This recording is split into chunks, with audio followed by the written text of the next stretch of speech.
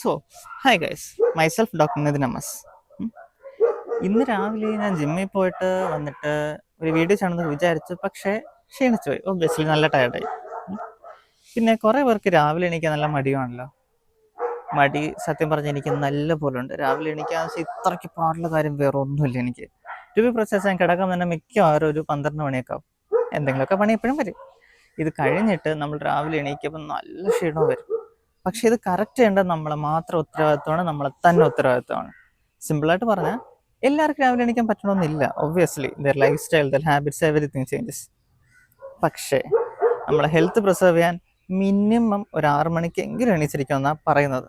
ഞാനല്ല പറയുന്നത്, സയൻസാണ് പറയുന്നത്. നമ്മൾ ആയുർവേദിക് പെർസ്പെക്റ്റീവ് നോക്കുകയാണെങ്കിൽ ബ്രഹ്മമുഹൂർത്ത it's a wonderful topic actually. അതിനെപ്പറ്റി നമുക്ക് നോക്കാം ഡീറ്റെയിൽ ആയിട്ട്.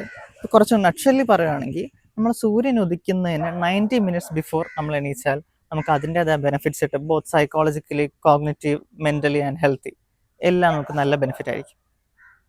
സത്യം പറഞ്ഞ് ഈ പറയുന്നത് ഞാൻ പോലും എല്ലാ ദിവസവും എണീക്കുന്നു എന്നൊന്നും ഞാൻ പറയുന്നില്ല, പക്ഷെ വല്ലപ്പോഴും എണീക്കാൻ ശ്രമിക്കണം. എല്ലാ ദിവസവും നിങ്ങളൊരു ആക്ച്വലി ഒരു 1 വീക്ക് എങ്കിലും ട്രൈ ചെയ്ത് നോക്കുക, അതിൻ്റെ ബെനിഫിറ്റ് എന്തായാലും കിട്ടും. And as always, stay happy and stay healthy. By.